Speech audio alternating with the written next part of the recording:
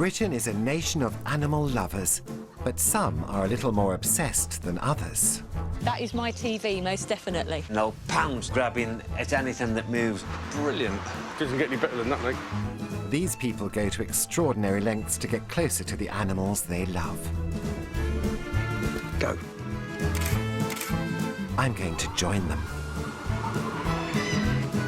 I'll be hunting high and low for the UK's most adorable creatures. Oh, shriek. I also want to make these people's dreams come true. That is just amazing. So I'm calling in the big guns. Oh, look, Warwick is already here. I've managed to woo some of the world's best wildlife camera people away from David Attenborough. I'm sure he won't mind. I haven't been this excited since I got shut in a horse box with Prince Harry, and I know this adventure is going to be just as much fun.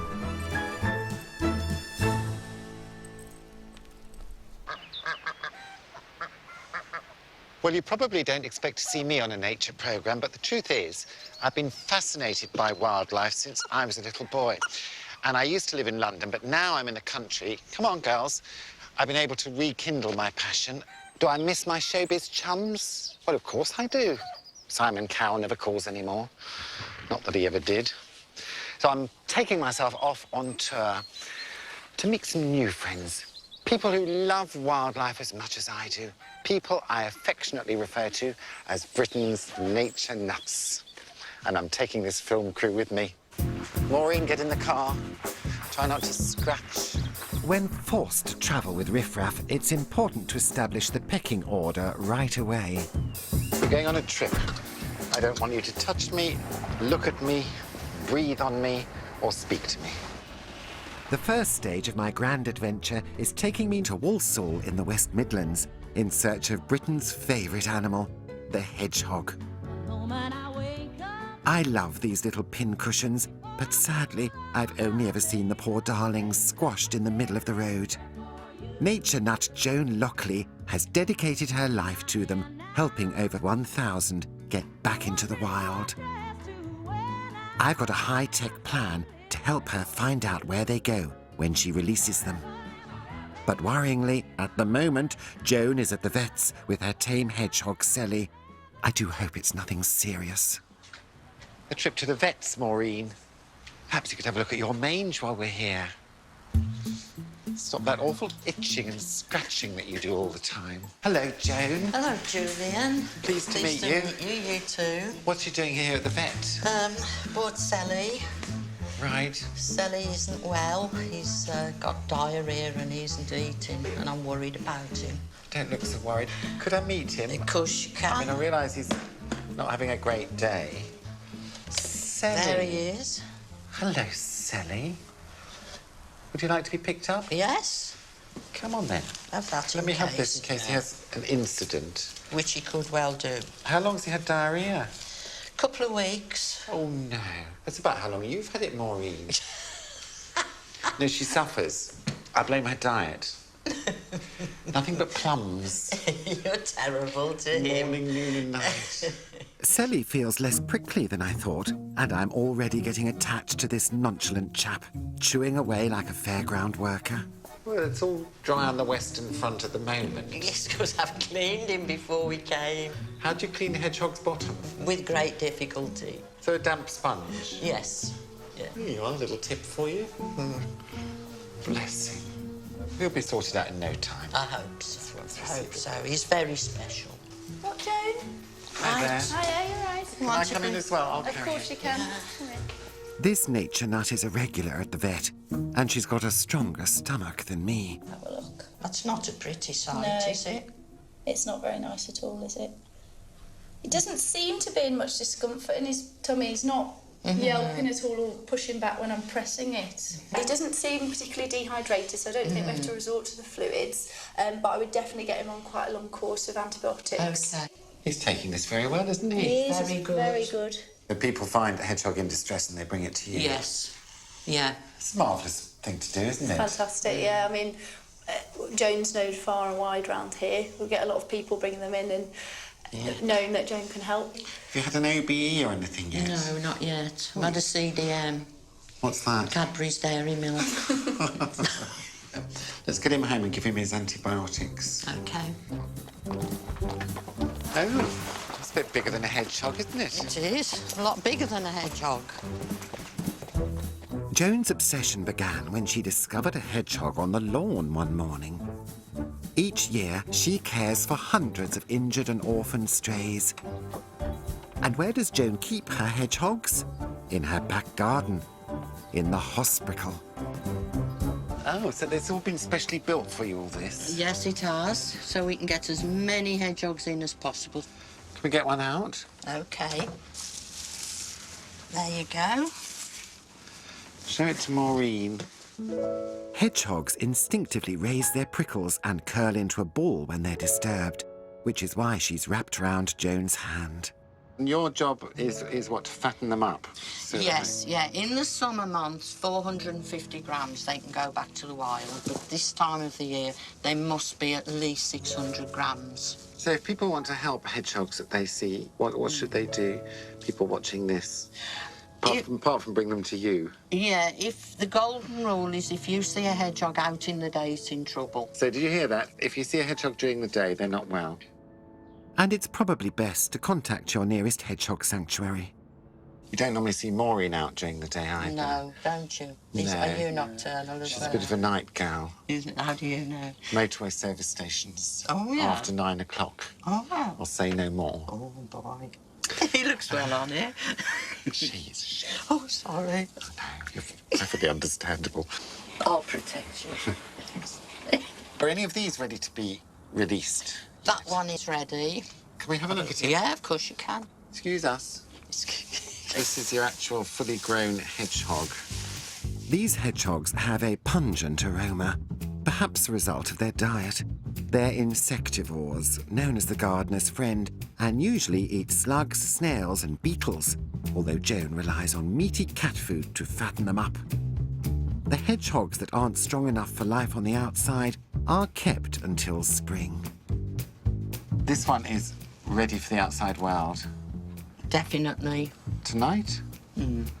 Joan has no idea where her released hedgehogs go, so as a surprise, we're going to track this big fella's progress tonight. But first, there's one thing I'm dying to do. Can we feed a hedgehog now? You want to feed a baby one? A baby one? With a syringe. Joan's discovered something rather important about feeding hedgehogs. What do you do? That's it. There you go. What's going on, Joan? You're OK. You're doing OK. Now listen carefully. Don't put out a saucer of ordinary cow's milk. Baby hedgehogs need special lactose-free milk. Oh, it's amazing.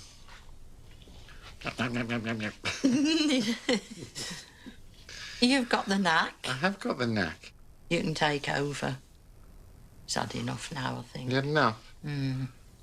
There you are, that's better. I'm back to sleep. Oh. A contented baby hedgehog. Well, I quite understand the fascination. Good. I get it. This one doesn't smell either. No. She's kept herself nice. Our much stronger hedgehog is now ready to face the world. Tonight's release site is a hedgehog-friendly garden at one of Joan's neighbours' houses, where I've arranged to meet Dr. Richard Yarnell, an expert on radio tracking hedgehogs. You too. So we thought with your little chap here, we could fix this tracking device to him and then come back in the morning and find out what he's got up to and how far he's wandered. Gosh, that's super. Yes, great. Now, we ought to test the merchandise, don't you think? Let's switch it on and... Take that, go and hide somewhere, we'll come find you. Right. She's very quick, Joan, isn't she? She's like a ferret, that woman. Coming ready or not? It's not going to be set off by Maureen's suspender belt, is it? No. No, you'll be grand. OK. Here we come, Joan. Is she in this bush? No, she's not. She's down here somewhere. So when we get close, you should hear a very strong signal all around, irrespective of which direction you're pointing the aerial in. And that's when you can start your visual search. Can I start my visual search? Yeah, go. Oh, there you are. I've found the hedgehog woman. There she is. Round. I don't know who enjoyed that more, you or me. The light's fading fast, so Dr. Dick takes the radio tag and prepares the hedgehog for release. It's a harmless procedure, and the hedgehog doesn't feel a thing. Let Joan have a private moment now. No, no, she'll get upset. Say goodbye, Joan. Don't. Born free as the wind blows. Go on, my son. As free as the grass. First steps. Born free to follow your heart. You're crying. Nearly. Live free. We want him to mate now. Well, give him a couple of minutes. Come on, let's get you home. It's been a long day for you. It has. If we can sleep with the excitement, we'll be back in the morning to find out where the hedgehog has gone. I'm thinking the Maldives.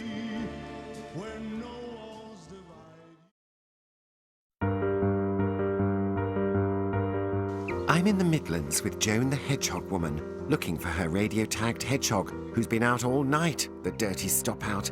In my expert opinion, we seem to be in a field. Perfect hedgehog habitat, so you can imagine a very robust hedgehog population out here. I'm imagining it, yes. But our hedgehog appears to be in this garden. Okay. So let's try and You go first. find him. It's like an episode of Midsummer Murders or something, isn't it? You see, it might have died of loneliness. Oh, Julian. Or a broken heart. Well, you have to consider these things. Look on the bright side. Can't promise you a happy ending, No, Joan. you know, honestly. Is this an old TV aerial? No, it's specifically designed for this. Oh, okay. It's State seen of the better art. days, actually. I'm getting the strongest signal from near that shed. Can you hear? He's in the hedgehog house. Brilliant, brilliant. So lots of nest material. Yes. And there's our hedgehog. Oh, I'm so pleased. Do you want to pick him up, Joan? Reunite yourself. Probably get prickled. Yeah, that's sweeter. Oh. There he A is. happy ending. He knows as well. Look, his prickles are flat. Really? Yeah, you can tell by the smell. He can't you? recognises yeah, look you. at that, yes. I mean, he's going to hibernate soon, isn't he? I should think Would so. that be where he might do it? Yeah, this would be a perfect place for him. He's found a nest site from which he can go and explore and become a wild animal, which is what all your work's about. What we want, yes. He's no fool, is he? Oh, look at that. The only fools here seem to be us.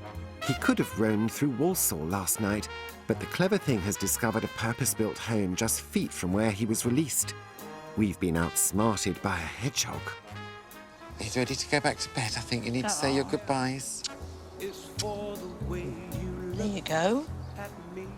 Do people follow you around the supermarket saying, oh, do you know, I can smell hedgehogs?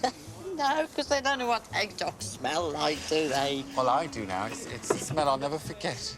Think how many hedgehogs you've saved over the years. There's thousands of hedgehogs owe their lives to this woman. Sleep tight and good luck, Mr. Hedgehog. And don't bother writing or tweeting. Richard will remove the radio tag before our hedgehog hibernates. We don't want his slumbers interrupted by the shipping forecast. After dragging myself away from the lovely Joan, I'm making a short trip north to Lichfield in Staffordshire to meet Kate McRae, who's fanatical about our feathered friends. Now, I like to feed and watch the birds in my garden, but Kate's taken twitching to a whole new level. Her garden has more cameras than the Big Brother house, and she broadcasts the goings-on here live on the internet. Kate, hello. No. I've heard about you, and I've heard about the goings-on in your garden. Nice to meet you. Will you show me around? Okay, come on. There's things I'm not spotting, I'm There sure. are lots of things you're not spotting. And there's a big bird box up there. Yes, the bird box up there is where we have a great tit family and 9 chicks. 9? Yes, they're a week old at the moment, and you can see that there's a cable that runs all the way down here, and that leads all the way back to my office. So in my office, I can see exactly what's going on inside that nest box. As if by magic, 2 men arrive who have permits to put rings on Kate's great tits. Nice work if you can get it. A man in a fleece. Nice to meet you. Who are you? It's a nice place. Let me go. Who are Ben you? Dolman. Hi. How are you? Are you a ring man? I am a ring man. Show me what you mean. Apparently, it's not just for decoration. Bird ringing helps keep track of their numbers. How many in There's there? at least 6. I know 9 hatched, so, but obviously they don't always all survive. How many, mate? I'm not sure. About 8. Lost count. I lost count. Yes, 9 chicks are present and correct. No, it looks so the ring doesn't hurt the chick at all. Fits just nicely on the leg. That's fine. So if you just hold your hands out like that. Oh, look. Look. Calling this one Jeffrey. OK. Jeffrey. Yes. I'm not going to make any tit jokes, because it would be unseemly. Sorry, I'm hogging the babies. No, I've got it's OK. 3. They're not unlike Ken Dodd. Which one's Ken? Well, they're all little mini Kens. Little mini Ken.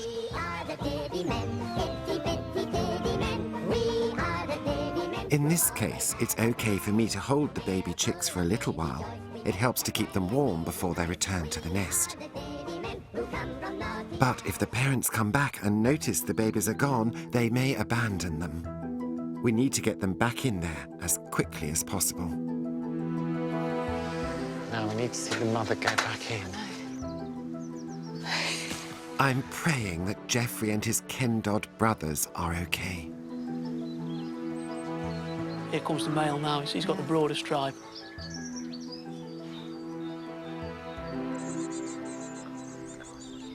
Yes. Wow. It feels so traumatised now. I do feel quite traumatised, actually. What we could do is nip inside now, and we'll have a look inside that nest box up in my office. Check on their welfare, yeah. Indeed. Yeah, that's what I wanted to see. There we are, filling all those little beaks, all those little lives we held when we were outside. So they've recovered from our disturbance. Yeah, and they don't seem any worse the wear. Well, I could watch this all night. That's a relief then. But I've got other plans for Kate. I want to coax her out of the garden into the fields where something big and hairy and very, very shy is waiting. What would you most like to have a look at live in those woods? I would love to see my badger set live. Would you? Will you show me where these badgers are? I would love to take you into the woods, Julian. OK. You're not the first. Little does Kate know, but when we go down to the woods, she's in for a big surprise. Some high-tech wizardry to show her wildlife in a way she's never seen it before. So you can see that whole bank is littered with holes. Those are all the badger set entrances. It's badger heaven, isn't it? It is. But it they're is proper badger. wild badgers, aren't they? They're not the sort that are habituated. No, definitely not. This is a very quiet private site and they're not used to humans around at all. So I've come down to try and watch them, but have never seen them. Unlike other badgers I've seen, these are totally wild and incredibly wary of any disturbance. They won't come out if they sense danger, much like a gay footballer. So if there was one thing you'd like to see here, what would it be? I would love to be able to see a bigger picture of this set and to be able to watch these creatures as they come out at night. Well, Katie, I can make your dreams come true. It's none other than Justine Evans, world-famous wildlife camerawoman who has fearlessly filmed lions attacking elephants in Africa and Maureen shoplifting in the bullring, just using the available moonlight. This is a very special camera. It's a starlight camera. It intensifies light. It means we don't have to use bright white lights down on the badger set, and we can film in darkness. Wow. Just using the light of the moon. Wonderful. It's very rare. There's very few of these in the world. It's military technology that's been adapted for filming wildlife. What could go wrong? Great. No. Wonderful. Then. Good luck down there. Thank you. Excellent. Well, she seems very nice. She does. Justine is going to set up a hide near the badger's set and use her camera to send pictures to a screen that Kate and I can watch, if we can find somewhere appropriate. Where's a private members club when you need one? Looks like some kind of contraceptive to me. Mind your face, Kate. Oh, shriek. Whoa!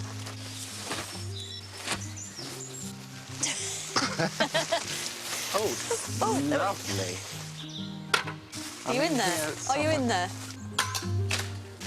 Oh, ow. It's maybe just laughing. Is there enough room in there for me too? No, I'm going to have a nap. That's it. Oh, that's not too bad, is it? Then we need a ground sheet, eh? What would my mother say, me sharing a tent with a complete stranger?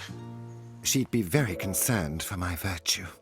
But as the night draws in, let's hope the badgers come to the party.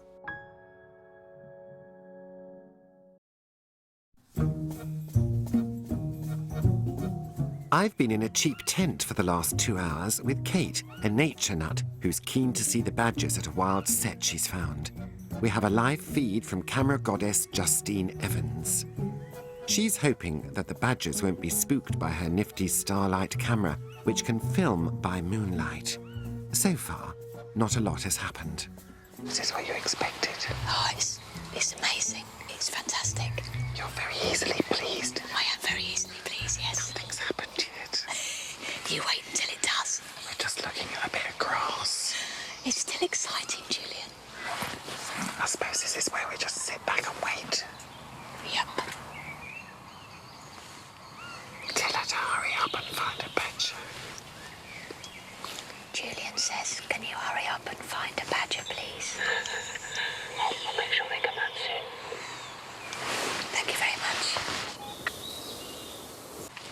I'd like to be home for the 10 o'clock news. No chance. Are you still excited? Yes, I am. I'll be excited until they arrive, and then I'll be ultra excited. We may have to put newspaper down. Are you on the edge of your seat? I am quite literally on... Oh, there's one. There's one. What? Yeah, no, just above there. Just peeping above the edge of the... Are you sure? Yes, yes, yes. Oh, yes, there is. Yes, I've got a badger. Yeah, we can see it, Justine. Brilliant. Oh, fantastic, look. Our special camera uses secret military technology to film in the pitch black.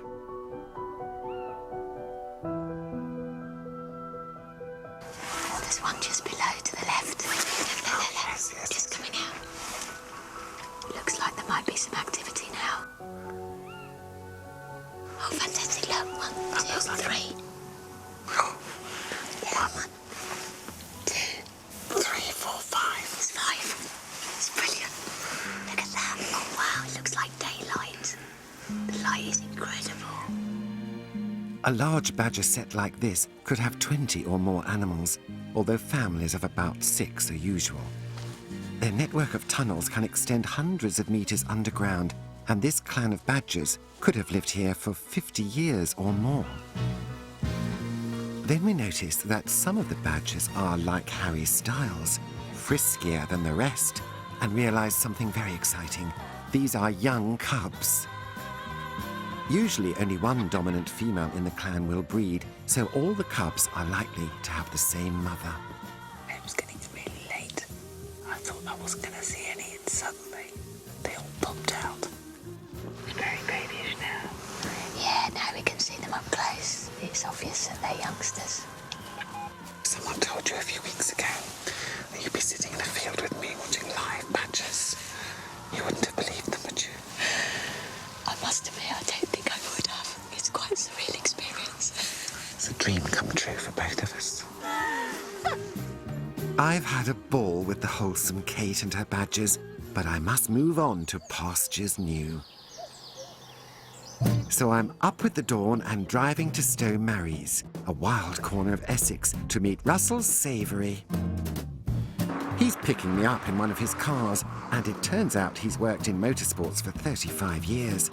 So how can this petrolhead possibly be a nature nut? Just one of the surprises of today, I think. I've never got in a yellow car before. First time for everything. Oh, be gentle with me, Russell. Russell shoots off, much to my dismay. My smile is a little forced, my celebrity hairstyle in tatters. And when we arrive at his workshop, I am deeply concerned. There we are. Do you know what I've noticed? How rough and gnarled your little hands are. Look, you need a bit of moisturiser on here. I've got some in my clutch bag. I'll rub it in for you. You're so kind. You're welcome. Russell tells me he came to this ghostly World War I airfield 6 years ago, an ideal spot to run his business.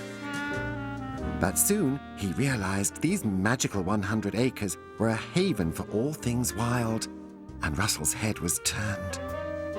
Russell began spending less time under the bonnet and more time in the bush, photographing the array of wondrous wildlife all around him. Yes, dear viewer, Russell became a nature nut. After the frightful yellow vroom-vroom arrangement, Maureen and I appear to be in some kind of milk cart, going no faster than Christopher Biggins on a fun run. And Russell's sensitive nature is beginning to reveal itself. Oh, yeah, that's great. If we put that there for you. There you go. Checking out the mirror, aren't you? Eh? Little fella. The wagtail doesn't seem to mind his Essex twang. It's not alone. He has stunning barn owls living in deserted buildings, and equally rare and charming little owls. My nature nut places mealworms on posts to attract them. I'm quite tempted myself. Russell loves photographing the owls and wants me to have a go. Oh, you got a nice one there. I could do my own calendar. Hares live here too, if you please. It's just moving its head. Oh, it's got great big ears. Quite a big brute of a thing.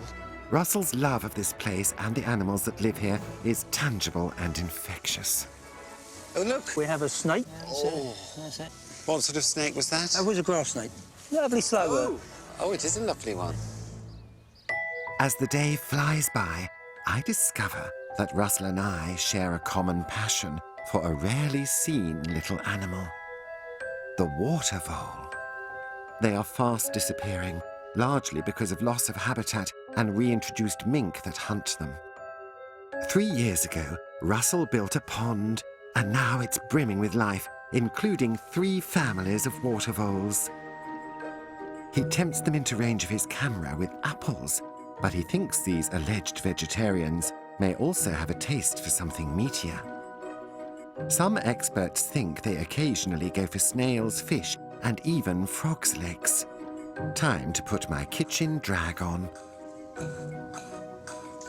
Hello, and welcome to Cooking for Water Voles, here in my novelty kitchen, where the air is thick with grease. Now, we know they like apples. That has been tried and tested. But what about our old friend frog's legs? Well, they've got nice little hands. They like to sit up and hold their food. Don't have to be too finely chopped. Place this also in a container. Pick up, take to young Russell, and we'll take it from there. One idea is that pregnant females needing more protein may eat meat, and as they breed all summer long, now is a perfect time to test that theory. If nothing else, this should tempt them into the range of our cameras. I can almost see your builder's bum. Almost. I'm doing my best to keep it out of the way. I'm averting my eyes. Yeah.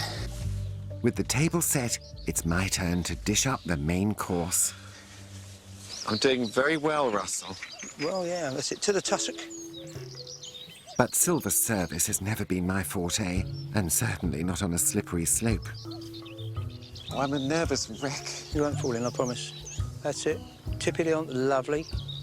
Right upside down. That's it. With the vegetarian option safely served, the meat dish follows. Perfect. Cock on, sir. Russell seems to be getting over-familiar. I hope I get to see one. So do I. Do they know we're here? Sure they do. They pick up on the vibrations and things. I'll try not to vibrate then. Absolutely, yeah. There's a water bowl there, straight ahead. Straight ahead. Just keep scanning the bank. We just have to keep very quiet. Yeah, I see he comes out. That's he's there. I can see it. We are going to have to be very quiet now. Well, you're the one making the noise. Yeah, I know. True. These are the largest of the vole family, and as rodents, you can see why they're also known as water rats. Oh, there it is. Which is why the water vole in The Wind in the Willows is called Ratty. I can't believe how close we are. It's fantastic, isn't it? There you go, watch. Apple. Straight to the apple. Yeah, first apple.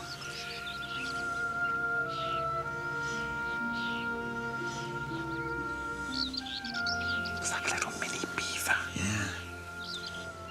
They're fabulous little things, aren't they? Beautiful. Smelling the frog's eggs there. I don't know. Back to the apple. Yeah. It's interesting, digging underneath the frog's legs, so no interest in those at all. It's just digging straight under the apple that are buried in the grass there. I know it's not the definitive answer, but this water vole shows no signs of eating meat. Maybe it isn't pregnant, or perhaps she is a he. It can be difficult to tell sometimes. But it passed the time. Well, thank you very much. Oh, you're welcome. It's great to share this with people as well. That's what I enjoy. Thank you for sharing your water voles with me. Absolutely. Tempting as it is to stay in Essex and give Russell a full body exfoliation, I've heard of another nature nut in need of my attention. I'm heading to Tyne and Wear to meet a nature nut called Kevin O'Hara. What could an ex-miner from Tyneside and a camp comic from Kent possibly have in common? The answer is otters. Now, I've seen captive otters like these, but I've never seen one frolicking in the wild, and I'm rather keen to. 30 years ago, they were practically extinct. Now there are an estimated 13,000 in the UK.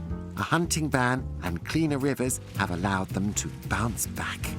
Kevin is happy to spend most of his free time hanging out by his local riverbanks just to get a glimpse of a disappearing otter rump. But he's never been able to film them. So my plan is to help Kevin capture some great footage of these beautiful creatures in the wild. Hello, are you Kevin? I am. You must be Julian. I am Julian. Pleased to meet you. It doesn't look like a likely otter spot. No, it doesn't, but I think you'll be surprised. It's Bicycles. Are we going for a bike ride? Yeah, I thought we'd go a bit off-road and cover a bit more ground. Oh, you know how to show me a good time. Oh, yes. Takes me back. Oh. I almost feel like a local.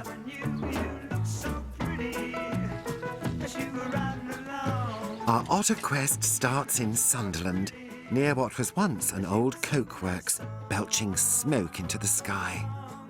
Since it was closed in 1986, nature has given the waterways an enema.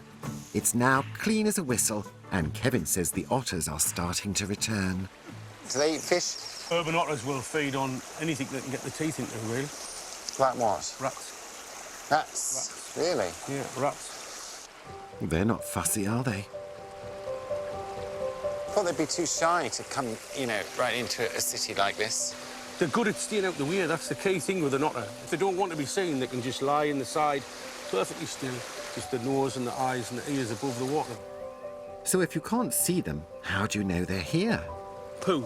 Do you want to say something? Well, you just give and give, don't you? Well, like all good conservationists, I always keep a sample prepared. And how do you know this comes from an otter and not a Pekingese? Because I would have walked straight past that and been none the wiser. The key thing is what's in them. There's little tiny fish bones, undigestible to otters. They have a very quick digestive system. It goes in one end and comes out the other end very quick. It's a very unique smell that otters have. It's not offensive. Do you know what I mean? Oh, well, you only live once. Yes, go on. Oh, it's not unpleasant. It's like jasmine tea. Yeah, definitely. Yeah, new cut here as well, I reckon. It may smell like tea, but I'm not in the mood for a brew. I've got an awful habit for spending time with people picking up their accent. So it Really? may be like tonight, like I'll be speaking like that. We'll be chatting like that, like. Right. We haven't seen otters here, but Kevin assures me we will see them in the Tyne, in the throb of Newcastle, and I've got a surprise waiting for him there. I've got terrible saddle sore since I met you. It doesn't get more urban than this, but Kevin says he sees Geordie otters regularly at a certain bend in the river. He'll be telling me he's got a 28-inch waist next. Still, it's a bit of fresh air for Warwick, my surprise wildlife cameraman, although I use the word man lightly in Warwick's case. He wears XXL clothes, although he's not XXL. Hi, Hello. Warwick. Hello. This is Kevin here. Kevin, nice to meet you. Yeah, pleased to meet you. You've picked a good spot, I certainly know that. Should we take the weight off our slingbacks? I think we should. I'm enjoying Kevin's company, and Warwick's doing his best. But without sight of an otter, I'm feeling deeply unfulfilled. Well, sorry to say it, guys, but that's the end of the light for us.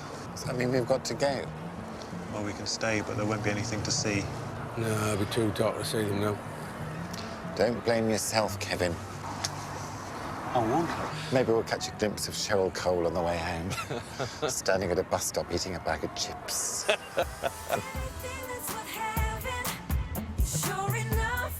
I'm as disappointed as Janet Street Porter at the National Elocution Awards. But I'm determined to capture wild otters on film for Kevin. So I'm taking him to the other end of the country to meet, shall we say, a more reliable otter enthusiast. He sees otters regularly, and he has the photos to prove it.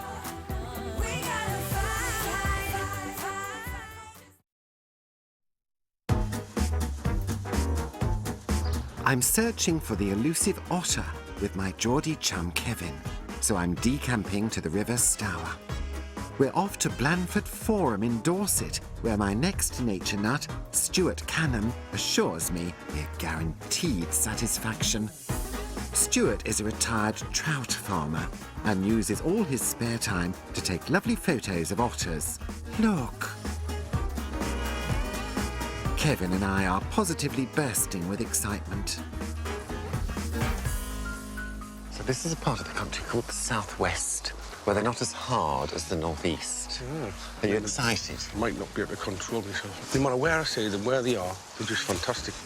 Stuart, psst. Hi. This is Kevin. Hi. Good morning. How you doing? Nice to see you. We've come a long Morning, Julian. way. Hello. Desperate for a sniff of an otter. A sniff of an otter. OK. This is a really good area because we've got a lovely view right the way down. Why don't we split up and go and so look in different That's places? a good idea, yeah. We all split up, and then if anybody sees it, we give someone a whistle or whatever. A secret password. A secret password? What's that going to be? Yoo-hoo. Operation Otter is well underway. Take a walkie-talkie. Yeah, I will do. Okay. Give me a shout if you see anything. Don't talk to any strange men. I won't. Keep them peeled, as they say. OK. With my crack team in place, surely it's only a matter of time. Have you seen out like yet? Roger. No, I haven't seen anything yet, like. Listen up, chaps. I'm just going further downstream to see if cameraman Mark has got anything, or out, as you might say. Are you going to be all right on your own? I do hope not. Won't be long. Warwick is busy shopping for caftans, so I'll make do with Mark Payne-Gill. Mark is the linchpin in Operation Otter. He usually films animals in exotic locations, so he should be at home under the Blandford bypass. Mark. Hello. Hello. Is this a hopeful spot? Very good. Very. Well, we've all split up along the bank in various spots to, you know, treble our chances. Yeah. Oh, there's something on the water there. Oh, look. Right there, to the left of your camera. It was an otter. As soon as I arrived. Yeah. Look, there it is. There it is. Yeah, got it. Quick. Fancy me seeing it. I saw an otter's rump. There it is. There's its head. Got him. Yeah. Whatever he's catching, he's just coming out to eat and then going down catching more. But I can't see what it is. It's too far away at the moment. Well, haven't you got a zoom lens? I do. I've got a bigger zoom lens, which I need to put on in a second, actually. There he goes. Oh, there he is. Yeah, no, he's busy. Nice. You're telling me you've got the wrong lens on? Sort of thing you'd say, Maureen. I spotted an otter. Yoo-hoo, boys. Roger. Yoo-hoo, Julian. Quick, come over here, there's an otter. OK, we're on our way. Wow, I'm so excited. Mission accomplished. Come on, Looks quick. like he's eating. Look, right in the middle of the river. I can see that. It's an otter. Hey! Can you see it? Oh, yeah, look at that. It is an otter, isn't it? It is, definitely. Who do you think spotted it first? Oh, it must be you. Me. It was me. And had I not been here, no one would have spotted it. Excellent. Brilliant. Oh, unfortunately, Mark's got the wrong lens on his camera. Oh, that's no good. That's no good. Change lenses then, quick. Right. How long does it take you? It'll take me a minute. Shouldn't you have the other lens in your pocket ready? Right. Yes, I have one right here. OK. Hurry up. Look, it's right there. Quick as you can, please. Just the worst lens to do this. We didn't have this trouble with Warwick. Still there. It's still there. That wasn't good. Oh, it's a big one, isn't it? It is. Yeah. It's definitely a meal. You can usually tell. You're Obviously. kidding. What's he doing now? It's all right, I found it. Oh, don't need that bit. OK, when I said a minute, Yeah. times it by 10. Are you a professional pressure. cameraman, or are you work experience? No, just work experience, yes. Canessel TT. Poor old Mark. I know he has to concentrate, but I can't resist it. Should just about be coming up, Mark. There he is. Well, he's coming closer, Mark. You might need to change lenses again. There we go. Look at that. Fantastic. Did you get that? Yeah, on it. Well done. Look, lovely. Stay there. Stay there. Oh, fantastic. It doesn't get any better than that, mate. When Mark does switch lenses, he gets this incredible footage. You can see what makes otters such supreme hunters. They can dive to 14 meters and stay underwater for up to 8 minutes. And the bubbles on the surface are a sign that the otter is hunting below. Any prey flushed out is sensed by its whiskers, and the otter grabs it. Having had his fill, the otter heads for the bank. I should think I'll be up for an award for this. You got any awards, Mark? No. I'm only kidding. Mark's clearly a great cameraman, and he has a special eye for the birds. Don't land there. The otter will have him as well. You're already well ahead of Warwick, Mark. Don't think we're going to go on and on about you dropping your lens. No. For a moment. We wouldn't do that, would we? Should we go and look somewhere else then, girls? Well, you're the spotter, so you should go first. You go first. Yeah. You first? Yeah, you go first. OK. You've got your eye in now, you see. I have. I'm thrilled with myself. That's fantastic, that. Having fulfilled my promise to Kevin, it's time to reveal my surprise for Stuart. But before I can, he reminisces about his favourite otter encounter. One day we came down and the river was a lot higher, and we had a mum and 2 cubs, and they were literally right under our feet. They were so close, just a privilege. And they didn't mind you? No, couldn't care less. Well, you wouldn't mind nice men like Stuart, would you, Maureen? I feel the urge to sit on your lap and have you read me a bedtime story. You're getting a bit close for comfort there, Julian. I suppose it's out of the question. Stop it. Oh, dear. Oh, so you got that close to them? Yeah. Well, what are you doing this afternoon? Nothing that I know of. We're free, aren't we, Maureen? Yep. Yeah, we could take you somewhere where you could maybe have a kind of close encounter. Really? Yeah. Now, that would really be the icing on the cake, wouldn't it? And we'll take Kevin with us. Oh, yes. We need to go and find him. Find Kevin. I think he's standing outside the pie shop waiting for it to open. I've taken the boys to one of the UK's leading otter sanctuaries, just an hour away. A very special otter called Topaz lives here, and Stuart's treat is to meet her. Hello, little one. Topaz is one of the few tame otters in the UK that can be fed by hand, which is astonishing because otters are Category 1 dangerous animals like lions or Piers Morgan. I've heard tales of them having your fingers off. So she's about 7 and she was rescued. She was orphaned cub. Can I touch you? That is just amazing. Stuart's getting all emotional, so I need to give him a shoulder to lean on. But you'll notice my fingers are well hidden. I'm no mug. She's very friendly. Isn't she lovely? Or a name. What are you doing? You want this trout, don't you? Yeah, we know what you're after. Look at you. Topaz had 2 cubs at the beginning of the year, but they're less trusting. Go a bit down here, see if they come closer. Look at me now. If I don't get a bravery award after this, then I give up. So how are you feeling, Julian? Did you expect to be this close up? No, me neither. Look into their eyes. Yeah. How are you feeling? Just amazing. Just so lovely to be that close and have something trust you. To be trusted by a small animal is just amazing. I'm filling up. Otters galore and 2 new best friends. I hope they've enjoyed our time together as much as I have.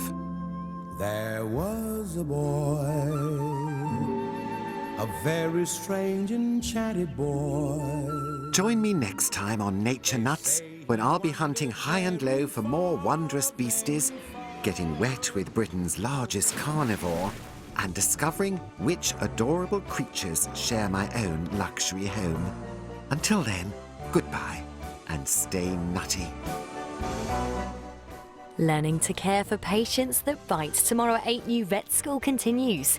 Thursday at 8:30, our celebs continue their training in their new sheepdog herding careers, new flock stars. Next, though, this evening, sticking with the countryside, we've a case for Barnaby and Nelson in Midsummer Murders.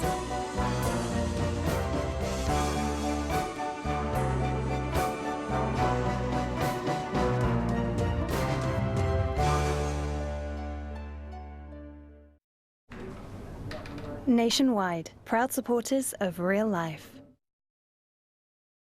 Dad, can I play you a song?